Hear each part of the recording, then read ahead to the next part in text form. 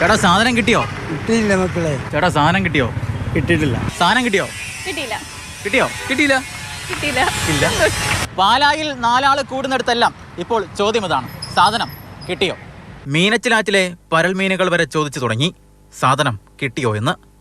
ചോദ്യം കേട്ട് മടുത്ത കേരള കോൺഗ്രസ് മണി group councillor Jose ചീരങ്കുഴി ഒടുവിൽ പോലീസിന് പരാതി നൽകി.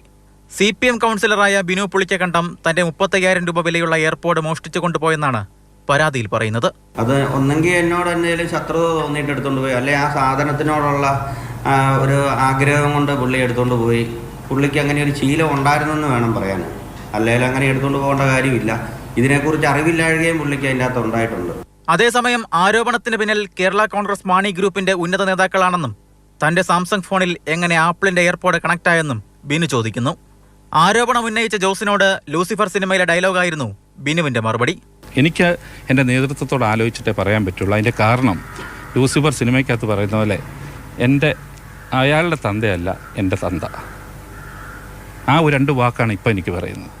ഒരു മുന്നണിക്കുള്ളിലെ 2 കൗൺസിലർമാർ തമ്മിലുള്ള ഈ പ്രശ്നങ്ങൾ പാലാ നഗരസഭയിലെ മുന്നണി രാഷ്ട്രീയത്തെ തന്നെ ബാധിക്കുമോ എന്നാണ് ഇനി കണ്ടറിയേണ്ടത്. മാതൃഭൂമി ന്യൂസ്, കോട്ടയം.